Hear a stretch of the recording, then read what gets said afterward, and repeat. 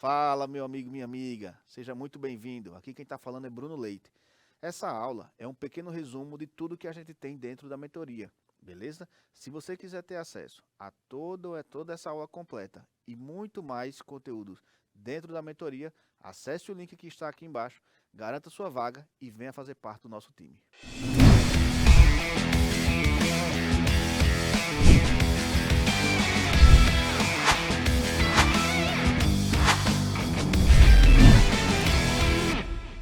Sim, bora galera, vamos lá. Vamos para mais uma aulinha aqui, eu agora envolvendo a parte de função afim. Meu nome é Sérgio Moisés e faço parte aí da equipe de professores da mentoria de Bruno Leite, certo? Então, selecionei algumas questõezinhas aí de um assunto que é muito importante, principalmente para o Enem, tá?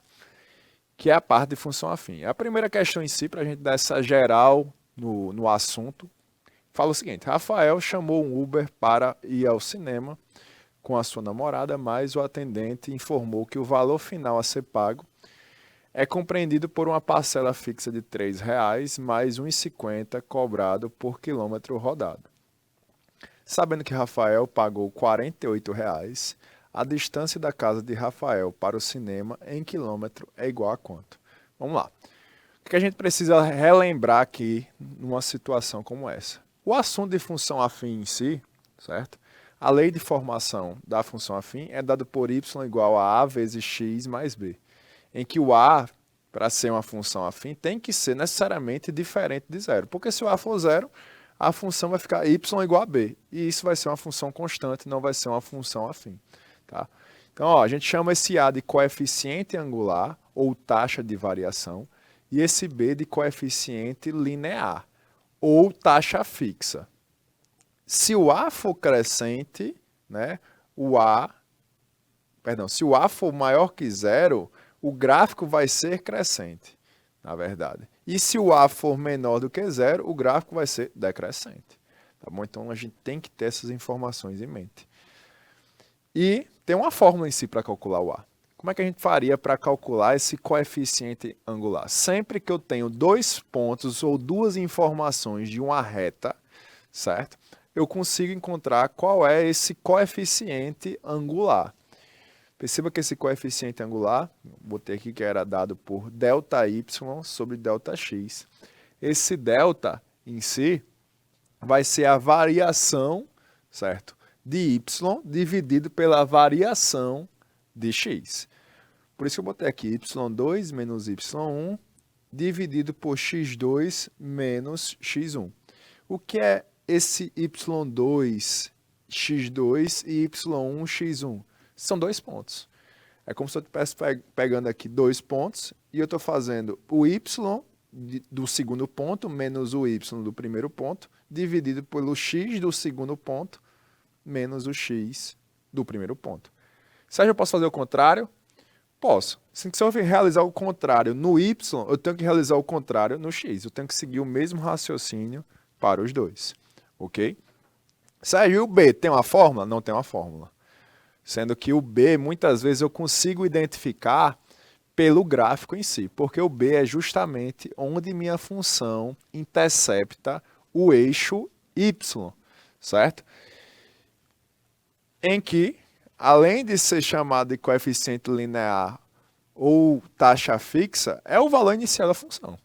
Certo? Então, onde está interceptando o eixo y é justamente o valor de b. Às vezes, na questão, não deixa claro onde está interceptando o eixo y. O que é que eu faço? Caso eu precise descobrir o valor de b. Eu primeiro descubro o valor de a, certo? Porque tem uma fórmula para o a.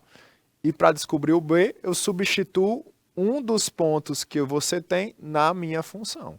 Quando você substituir um desses pontos, você já tinha descoberto o a, você acaba descobrindo o valor de b. Substituir o ponto é justamente onde tem x, colocar o x do ponto, onde tem y, boto o y do ponto.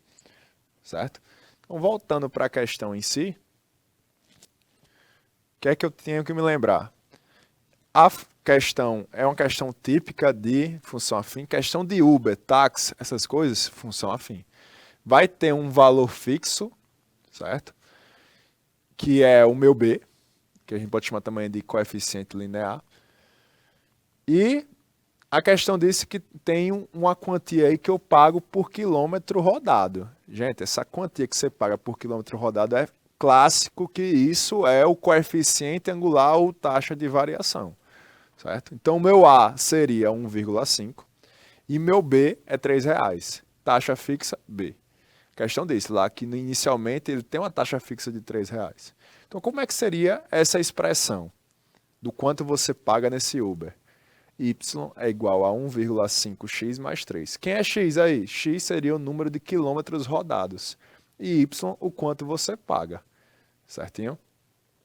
Então, a partir dessas informações, a questão deu a informação de que eu paguei R$48 e quero descobrir quantos quilômetros eu rodei.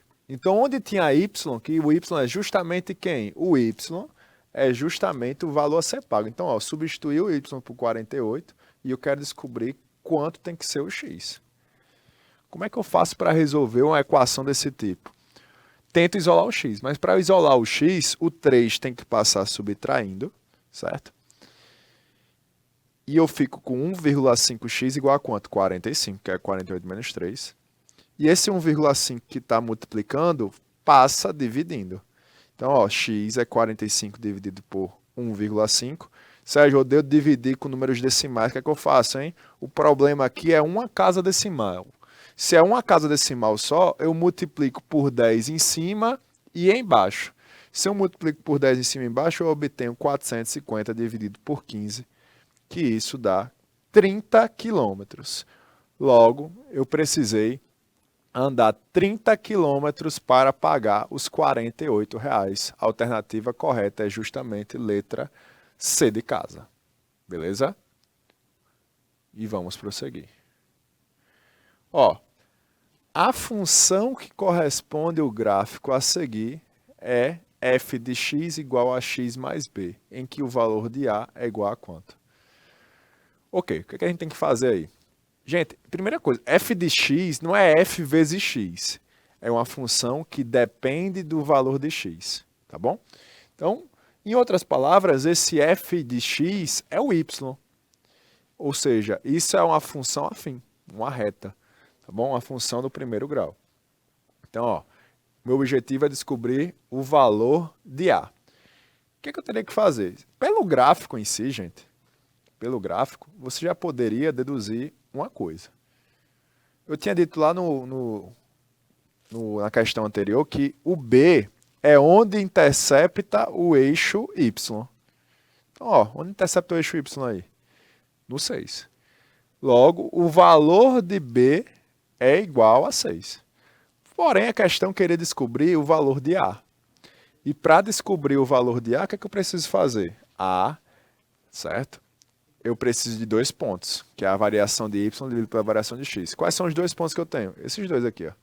Esse ponto P1, o x desse ponto vale 0 e o y desse ponto vale 6.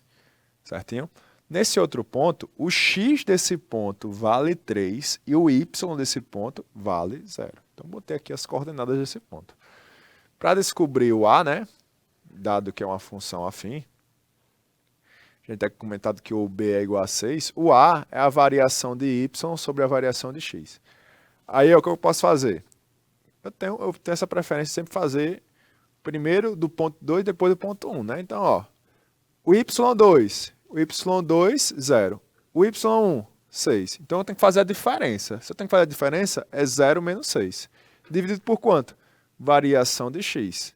3 menos 0. Certo? Porém, 0 menos 6 é menos 6. 3 menos 0, 3. Menos 6 dividido por 3, menos 2. Tá bom? Então, ó, eu tinha descoberto o B, mas nem precisava, né? Que a questão queria só A. Foi só para dar essa geral em si. Sérgio, eu gosto de fazer o contrário. Primeiro do ponto 1, depois do ponto 2. Tem algum problema? Não.